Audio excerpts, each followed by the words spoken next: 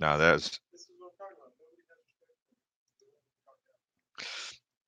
what's going on, everybody. This is Jeff. We're going to be talking about algorithms. So this is probably going to be one of the foundations of everything that you're going to learn throughout the process of your social media development and everything that you're going to do. So basically, every single platform that we will touch will operate on an AI, a computer generated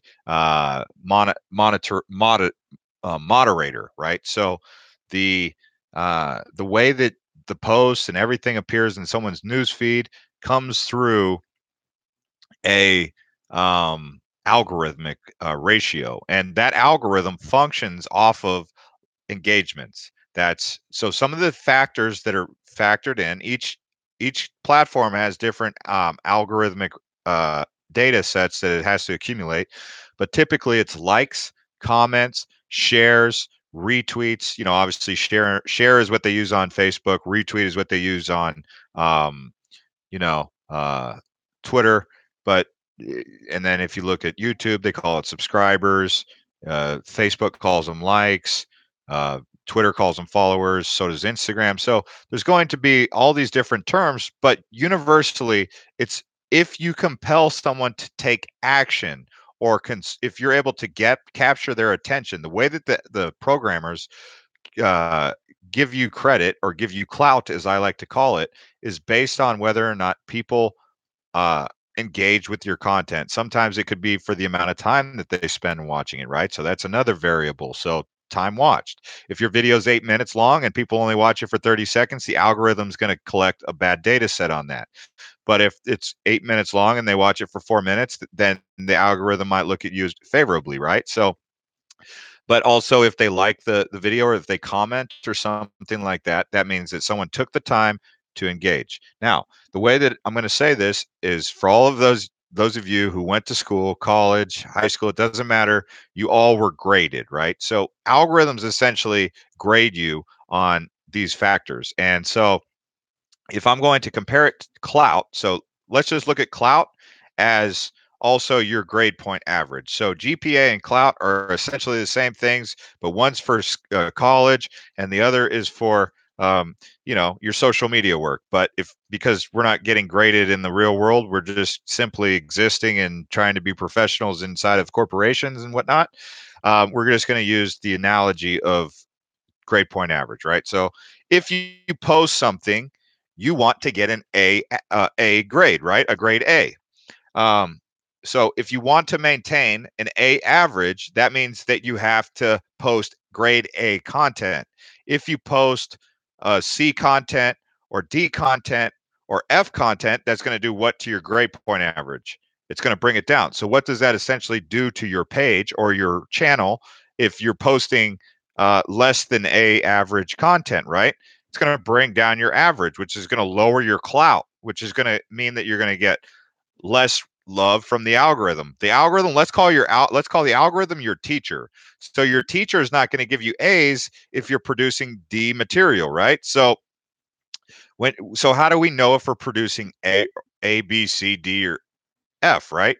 We don't really know that because it doesn't respond and say, hey, that was an A, hey, that was a B, hey, that was a C. What we do know is that we can compare it to our previous post, and to post in our niche with competitors, right? So, for example, if you post something yesterday and it got 700 likes, and then the next post you post, so let's say it got 700 likes and 63 comments, right? But the next post that you post got 42 likes, which is way lower than the previous post that got 700, but you got 127 comments. So you got a different engagement, but overall the engagements were still much lower. So what if you did something like this? What if you did um, 700 or 423 likes, but you got 600 comments? Well, that's a good thing because it got a lot of engagements. It didn't get as many likes, but it got also a lot of comments. So overall, the if someone takes an action, you just add those up. So you can add up likes, comments, shares, likes, comments, retweets, likes, comments, reposts, whatever, or tags, whatever. As each time someone takes an action, that is what you're looking for, an action taken. Okay. Now, if people are watching your content and they're not engaging with your content, another thing that you can also uh, be graded on that could be beneficial to you is the fact that someone could um, be someone who's watching your video could be watching it for a long time, so that means they engaged with your video for the whole video, but they never did a like, comment, or share or retweet. Well, because they watched it the whole time, the algorithm actually collected the data saying, well, even though they didn't engage with your content with an engagement like a like, comment, or share, they did engage with your comment in terms of watch time. So that can be a positive for you.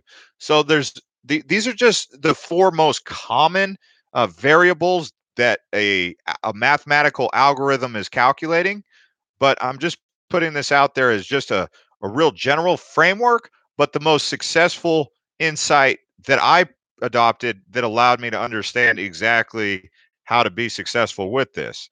So it ultimately comes down to engaging with your audience. And the reason that it's all about engagement for these platforms is because they want to know that the user experience on their platform is